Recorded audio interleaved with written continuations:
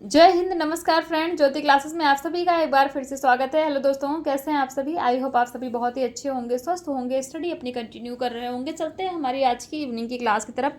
जैसा कि आप सभी जानते हैं, हम कर रहे हैं होम साइंस की सीरीज, जिसमें क्लास 6 से 12th की बुक को कवर कर रहे हैं। और अभी तक क्लास 6 से 11 तक की पढ़ाई हमने कंप्लीट करी है। क्लास 12th भी हमारा ऑलमोस्ट कंप्लीट हो ही गया, आप समझिए। आई होप आपने हमारी सारी प्रीवियस क्लासेस देखी होंगी। नहीं देखी, यदि आप हमारे न्यू व्यूवर्स हैं तो टेंशन की बात नहीं है फ्रेंड्स। प्लेलिस्ट में जाइए, क्लासेस वाइज प्लेलिस्ट आपको प्रोवाइड कराई गई है, जिसमें हर एक टॉपिक को बहुत ही डिटेल में पढ़ाया गया। और इतने डिटेल में पढ़ाने का एक ही उद्देश्य कि एक बार आप अच्छी तरह से सीरीज़ को देखिए, ताकि दोबारा आपको होम साइंस पढ़ने की आवश्यकता ना पड़े। चाहे आप किसी भी क्लास के लर्नर से किसी कॉम्पिटेटिव एग्जाम की प्रिपरेशन कर रहे हैं या फिर किसी फील्ड में होम साइंस से अपना करियर देख रहे हैं, सभी के लिए सीरीज़ काफ़ी हेल्पफुल होने वाली। तो प्लीज़ चैनल पर फर्स्ट टाइम विजिट किए हैं, चैनल को लाइक शेयर और सब्सक्राइब कर दें।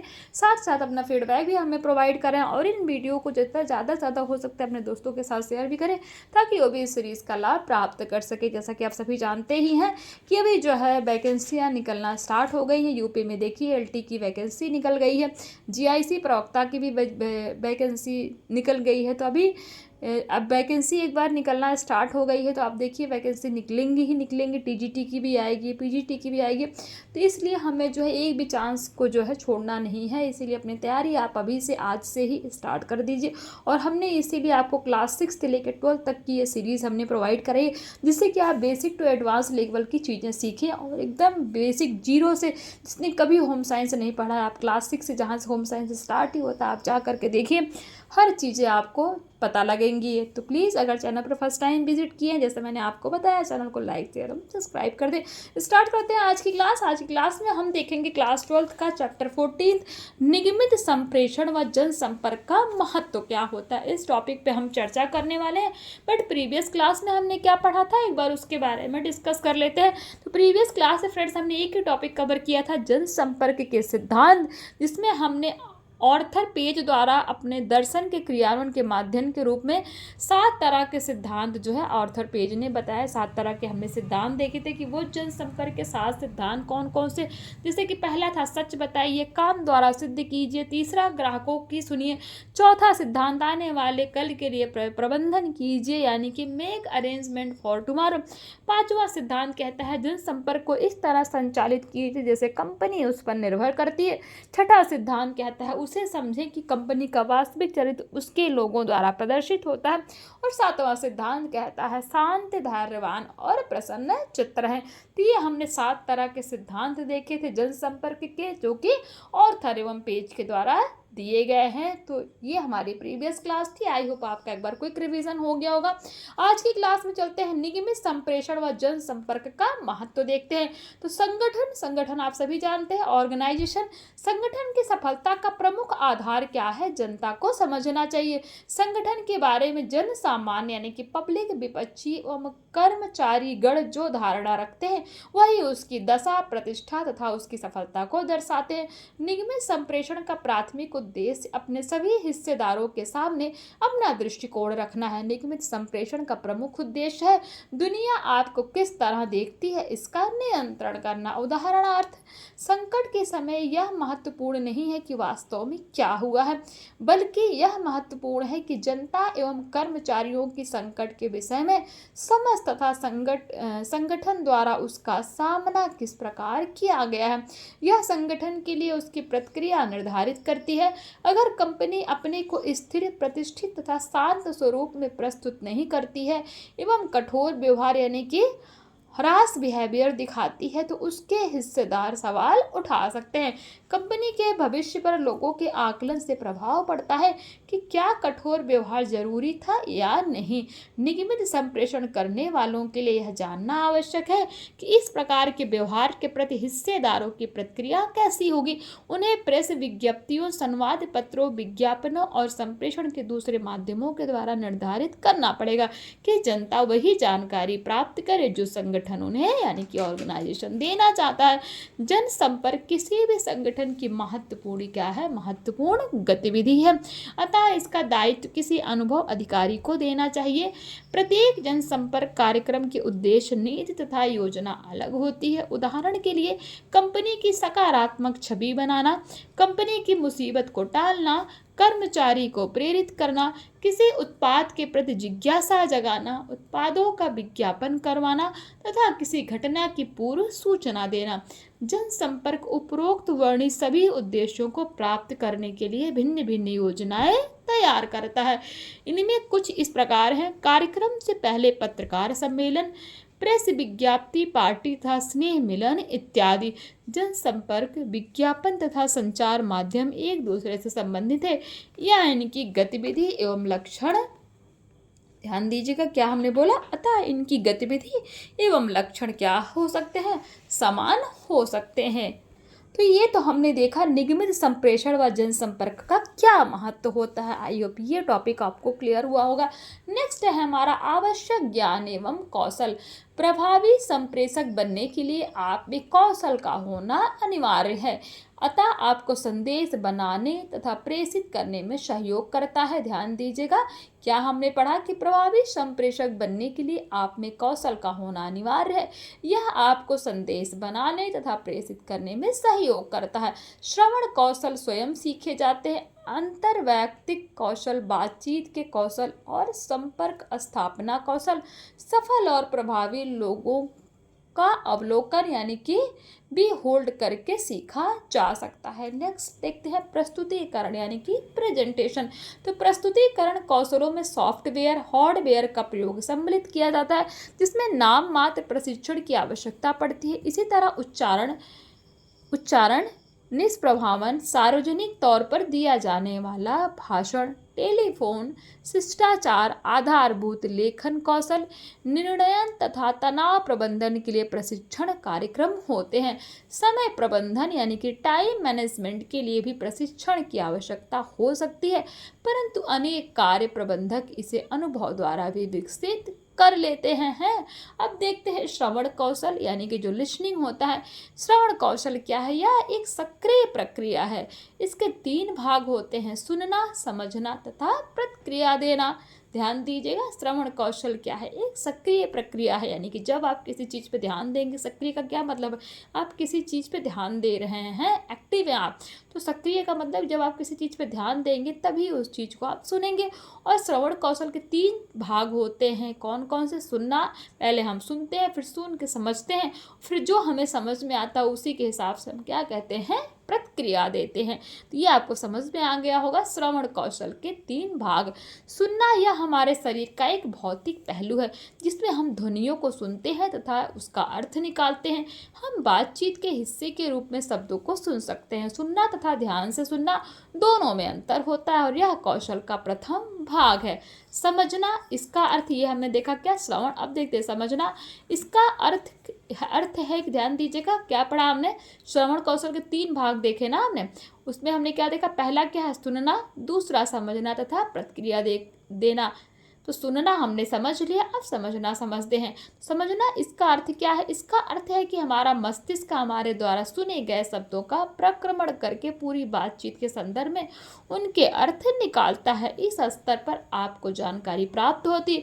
प्रतिक्रिया का क्या मतलब है? आप जो सुनते हैं वो आप समझ जाते हैं, तो आखिरी भाग प्रतिक्रिया या उत्तर देना होता है। वार्तालाप के समय प्रतिक्रिया करना यह प्रदर्शित करता है कि जो कहा गया है आपने उसे सुना है तथा वक्ता के उद्देश्य को आप समझते हैं। प्रक्रिया में आपके द्वारा समझने वाली जानकारी पर क्रिया करने हेतु निर्णय लेना और संभवतः अपने विचारों या टिप्पणियों के साथ जवाब देना शामिल हो सकता है। तो ये हमने देखा क्या? श्रवण कौशल के 3 भाग कौन से? सुनना, समझना और प्रतिक्रिया देना। अब देखते हैं अंतर्वैयक्तिक कौशल क्या होता है। किसी व्यक्ति की व्यापारिक संगठनों के भीतर सामाजिक संप्रेषण या वार्तालाप द्वारा संचालन करने की योग्यता की माप को ही क्या कहते हैं? अंतर्वैयक्तिक कौशल यानी कि इंट्रापर्सनल स्किल कहा जाता है। क्या कहा जाता है? इंट्रापर्सनल स्किल है। तो इस प्रकार के कौशल को व्यक्ति अन्य लोगों के मध्य पारस्परिक क्रिया के लिए उपयोग में लाया जाता है। इंट्रापर्सनल स्किल्स क्या होता है? कमेंट के माध्यम से बताइए किसको किसको ये इंट्रापर्सनल स्किल्स पता है। इंट्रापर्सनल स्किल्स के बारे में भी हमने हमारी प्रीवियस क्लास में चर्चा किया है, तो बताइए किसको किसको पता है और किसको किसको ये अंतर्वैयक्तिक कौशल क्या होता है ये आप जानते हैं।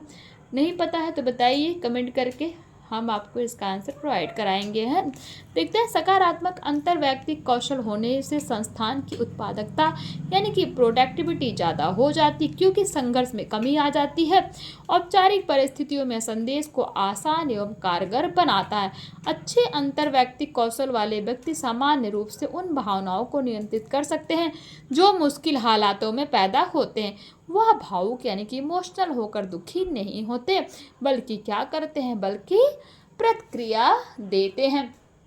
ये देखा हमने अंतर्वैयक्तिक कौशल यानी कि इंट्रापर्सनल।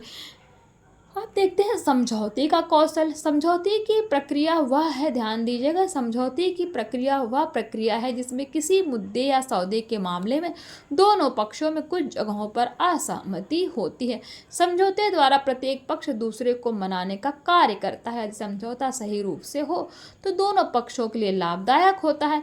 अच्छा समझौता करवाने वालों को समझौता बैठक से पूर्व सभी पहलुओं पर विचार करना आवश्यक होता है। यह लेखा या आकलन करना आवश्यक है कि प्रत्येक परिवर्तन पर कितना खर्च आएगा, तथा यह निर्णय करना होगा कि समझौता नहीं होने पर वह किस परिवर्ती कारकों का प्रयोग करना चाहेगा तथा अन्य लोग किसके लिए तैयार होंगे। नेक्स्ट देखते हैं प्रस्तुतिकरण का कौशल। यह कौशल विचारों एवं जानकारी के संप्रेषण में प्रयोग किया जाता है। प्रस्तुतिकरण में वक्ता का व्यक्तित्व सामने आ जाता है और यह सभी भागीदारों के मध्य शीघ्र ही पारस्परिक संवाद करने की स्वीकृति प्रदान करता है। अच्छे प्रस्तुतिकरण में विषय वस्तु रूपरेखा यानी कि फ्रेमवर्क, पैकेजिंग तथा मानवीय तत्व शामिल हैं। विषय वस्तु क्या है? इसमें वह जानकारी होती है जिसकी लोगों को जरूरत पड़ती है। जानकारी उतनी होनी जरूरी है जितनी बैठक में श्रोता प्राप्त कर सके। रूपरेखा क्या है? इसमें न्याय संगत प्रारंभ, मध्य भाग एवं अंत होना चाहिए। यह क्रम में होना आवश्यक है ताकि श्रोता को इसे समझने में परेशानियां नहीं आए। प्रस्तुतकर्ता को यह भी ध्यान रखना चाहिए कि वह श्रोताओं का ध्यान आकर्षित कर सके। नेक्स्ट है पैकेजिंग। तो इसका अर्थ विषय वस्तु का सही तरीके से उपयोग करना है। प्रस्तुतिकरण कौशल में सॉफ्टवेयर के प्रयोग के साथ पावर पॉइंट टेक्नोलॉजी जैसी प्रौद्योगिकी के उपयोग की अत्यधिक संभावना है। किसके अंतर्गत? पैकेजिंग के अंतर्गत। तो ये तो हमने देख लिया क्या विषय वस्तु, रूपरेखा और पैकेजिंग क्या होता है। अब देखते हैं मानवीय तत्व क्या है। तो अच्छा प्रस्तुतिकरण हमेशा याद रखा जाता है। सीधी सी बात है, जब प्रेजेंटेशन कोई अच्छा होता है तो हम उसको याद ही रखते हैं क्योंकि उसके साथ एक व्यक्ति जुड़ा होता है। फिर भी श्रोताओं की ज़रूरतों का विश्लेषण करने और एक उपागम यानी कि अप्रोच का चयन करने की आवश्यकता पड़ती है। उदाहरण के लिए अनेक दफ्तरों में जो ऑफिस अलग अलग होते हैं तो वहाँ पे जो कर्मचारी होते हैं तो कर्मचारी के जन्मदिन एवं अन्य कई अवसरों पर कार्ड भेजे जाते हैं। कार्ड के साथ यदि वरिष्ठ व्यक्ति है उन्हें व्यक्तिगत रूप से बधाई दी जाती है तो उन्हें ज़्यादा खुशी महसूस होती है। ये तो हमने देखा मानवीय तत्व। तब देखते तालमेल स्थापित करने का कौशल। किसी संबंध में विश्वास और सामंजस्यता स्थापित करना ही क्या है? तालमेल है। दूसरे लोगों का समर्थन तथा सहयोग प्राप्त करने की कला या प्रमुख घटक होता है किसका? तालमेल का।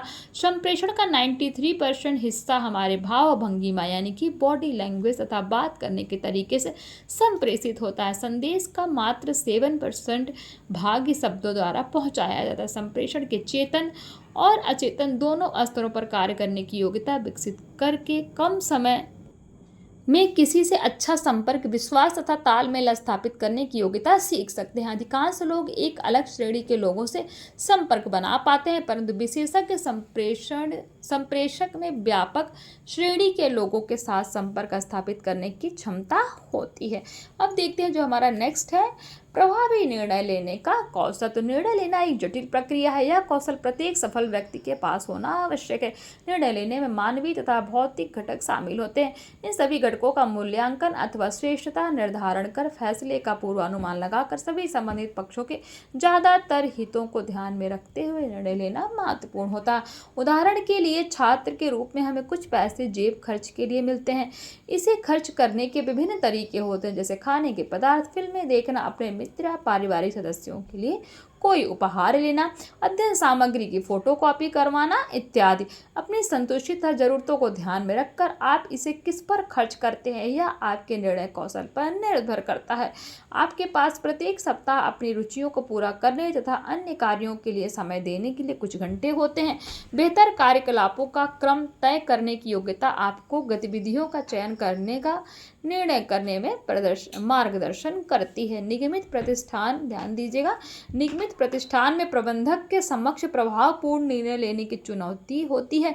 क्यों? क्योंकि उन्हें दक्षता, लाभ, साझेदारों, कर्मियों तथा स्वामियों की संतुष्टि के बीच संतुलन बनाने की समस्या का समाधान करना होता है। तो ये तो हमने देखा आवश्यक ज्ञान और कौशल क्या क्या होने चाहिए उसके बारे में हमने चर्चा की।